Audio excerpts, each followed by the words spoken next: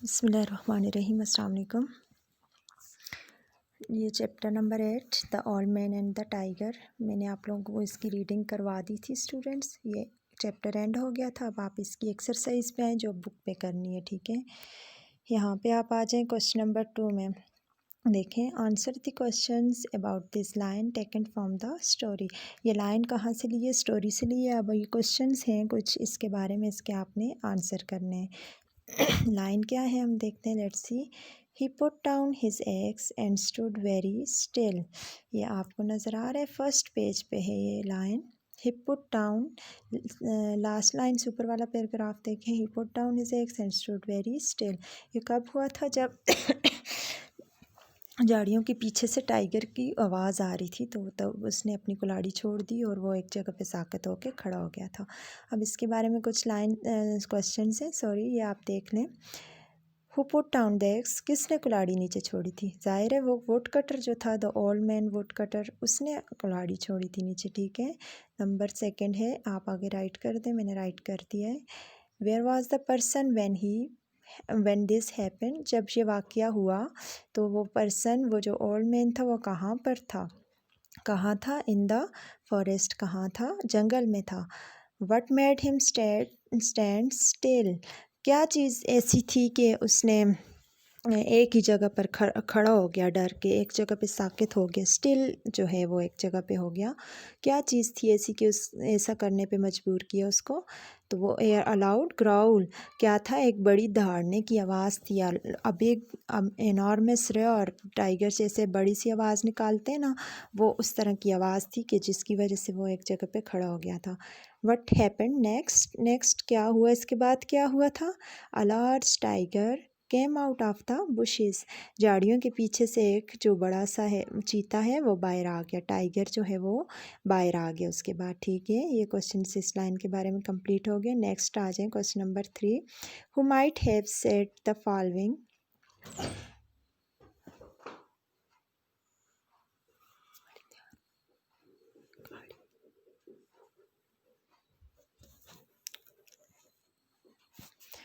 Who might have said the following.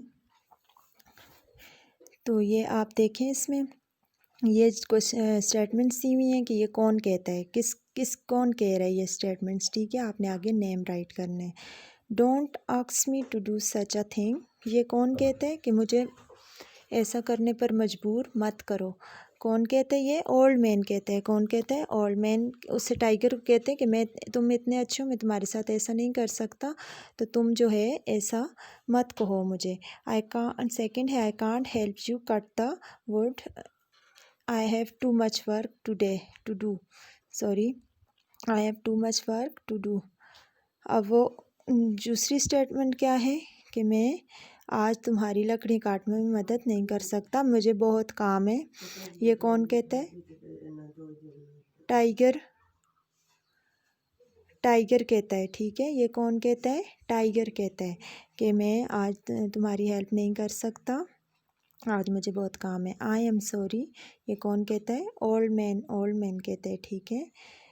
Your words have hurt me more than the axe wound, अब ये कौन कहता है कि तुम्हारे अल्फाज ने मुझे ज़्यादा हर्ट किया, मुझे ज़्यादा चोट पहुंचाई है, तुम्हारी कुल्हाड़ी से बहुत ज़्यादा चोट पहुंचाई है। ये टाइगर कहता है, ठीक है। तुम्हारे अल्फाज बहुत सख्त है तुम्हारी कुल्हाड़ी से। नेक्स्ट पेज पे आ जाएं, वर्किंग विद वर्ड्स। अब आपने क्या करना है, देखें क्वेश्चन नंबर 1 है, the words in the following sentences are in the wrong order, write the sentences so that the meaning is clear. Meaning को क्लियर करने के लिए हमने वर्ड्स को एक राइट वे में, राइट मैनर में लिखना होता है, जिससे हमें क्या हो जाए, मीनिंग क्लियर हो जाए और स्टेटमेंट जो है वो भी क्लियर हो जाए, वर्ड्स जो हैं वो अरेंज हो जाए। यहाँ पे क्या करना है, हमने अरेंजमेंट करनी है वर्ड्स की। जो words the eggs picked up ही, ये कोई मीनिंगफुल सेंटेंस नहीं बन रहा, इसलिए हमें इसे मीनिंगफुल बनाने के लिए हमें इसको क्या करना है, रीअरेंज करना है।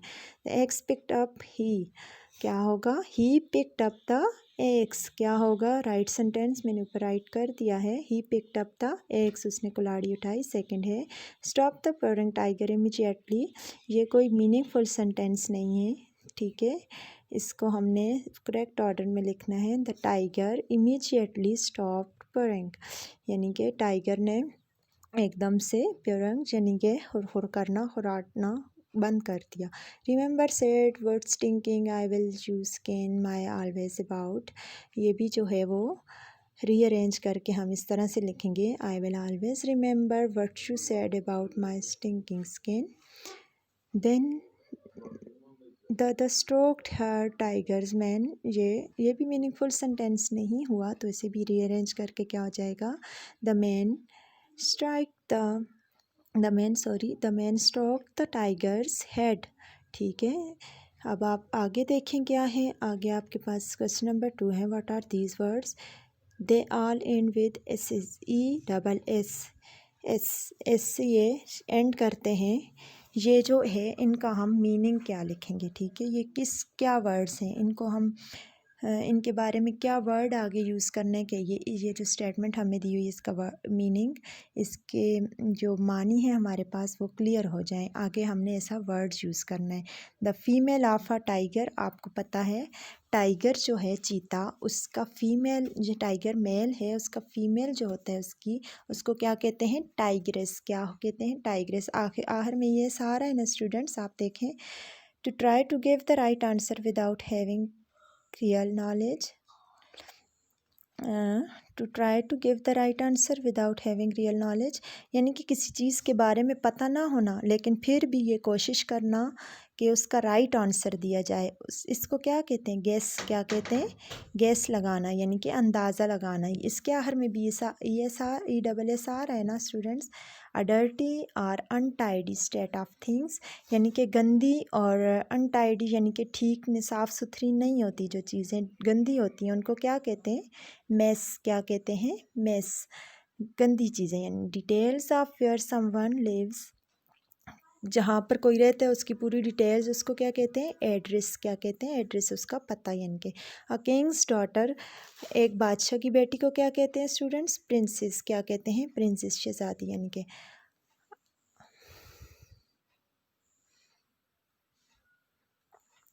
ओके नेक्स्ट आप देखें, ये आप लोगों ने खुद करना है। सेंटेंसेस जो हैं आपने बनाने, मैं आपको समझा देती हूँ। Put away your books now, अपनी किताबें अभी उठाओ यहाँ से, अपनी किताबें उठाओ। ये कमांड सेंटेंस है, इसमें कमांड है, हुक्म है कि तुम अपनी किताबें यहाँ से उठाओ। We are talking about the Himalayas. Himalayas क्या चीज़ हैं, ये माउंटेनियस रेंजेस हैं। ठीक है, पहाड़ी इलाका जात के बारे में बात हो रही है Himalayas.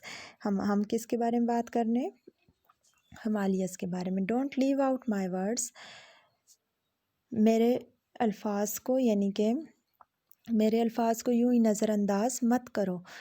They went to look for the old man, ये ऑलरेडी सेंटेंसेस दिए हुए हैं, आप रियलाइज़ कर दें। ठीक है, they went to look for the old man, वो ओल्ड मैन की तलाश में चले गए। ठीक है, अब आप आगे देखें, आगे है एडवर्ब्स एंड एडजेक्टिव्स। अब एडवर्ब्स और एडजेक्टिव में फ़र्क क्या है। एडजेक्टिव जो होते हैं, एडजेक्टिव जो होते हैं हमारे पास, वो क्वालिटी वहाँ पे बताई जाती है, लेकिन एडजेक्टिव में जब हम एल वाई यानी कि आखिर में ऐड कर देते हैं तो वो हमारे पास एडवर्ब्स बन जाते हैं। We usually make adverbs from object by adding L Y, ये आपको वही कह रहा है कि एल वाई हम लगा कर क्या कर लेते हैं एडजेक्टिव से एडवर्ब्स बना सकते हैं। स्लो तो स्लोली, क्विकली। स्लो जो था आहिस्ता, यानी कि ये किसी चीज़ की क्वालिटी बता रहा है। ये गाड़ी बहुत आहिस्ता है, ये मशीन जी बहुत आहिस्ता चल रही है। क्विक यानी कि ये जो है ये चीज़ बहुत तेज़ी से काम कर रही है, क्विकली काम कर रही है। तो ये एडजेक्टिव से एडवर्ब को निकालना एल वाई ऐड करके। But if an adjective ends in y, change the y to I and then added ly. अब अगर already adjective के I में एडजेक्टिव के लास्ट में y अगर हो, यानी कि स्लीपी, एंग्री, तो y को रिमूव करके I लगाना है और फिर ly ऐड करना है। ठीक है, दो y नहीं ऐड कर सकते हम। एक y अगर ऑलरेडी एडजेक्टिव में मौजूद है तो उस y को रिमूव करके I लगा के ly ऐड करना है। Come to the next page 75। Change these adjectives into adverbs and use them in sentences of your own. आपको वर्ड्स दिए हुए हैं विच आर एडजेक्टिव्स, क्या है, एडजेक्टिव्स हैं। इनको आपने क्या करना है, एडवर्ब्स में चेंज करना है। कैसे, हैवी, तो हैवी के आहर में ऑलरेडी वाई है तो हम वाई को रिमूव करके आई लगाएंगे और फिर एल वाई की एडिशन करेंगे। हैवी तो हैवीली हो जाएगा। प्राउड, प्राउडली, प्राउड यानी कि फ़ख्र करना, तकब्बुर करना, proudly. Neat, neatly. Sad, sadly. Hungry, hungry, hungry के आहर में भी वाई ऑलरेडी मौजूद है तो वाई रिमूव करके हंगरली, हंगरली, ठीक है, एल वाई ऐड करेंगे। बिजी, बिजली।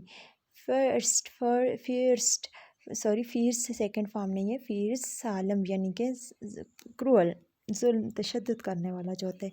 फियर्सली। हैप्पी, हैप्पी के वाई आहर में भी वाई है तो वाई को रिमूव करके आई एल वाई लगा देना है, हैप्पीली, ठीक है। Conditional sentences, make sentences using the following. अब ये आपको आधे सेंटेंसेस दिए हैं और आधे आपने इनको देखकर ऐड करने। आप देखें, आपको ये if I had some money, इसके स्टार्ट में क्या होगा, यानी कि अगर मेरे पास कोई पैसे होते, सेंटेंस दिया हुआ है, स्टेटमेंट दी हुई है, if I had some money, अगर मेरे पास कुछ पैसे होते। आई लिव्ड हैप्पी, मैं खुशी से ज़िंदगी बसर करता। If I had some money, अगर मेरे पास कुछ पैसे होते तो। She was so sad because she was ill, आपको सिर्फ ये दिया हुआ था बिकॉज शी वाज इल, वो बीमार क्योंकि वो बीमार थी। तो इसके शुरू में आप, वो बहुत ज़्यादा गमगीन थी, क्यों, क्योंकि वो उसकी हेल्थ पे आई हुई थी, हेल्थ जो है वो उसकी ख़राब हो रही थी। She was so sad. अब आपको यहाँ पे स्टार्ट में स्टेटमेंट दी हुई है, इफ़ दे कम टुमारो, अगर वो कल आ जाते तो।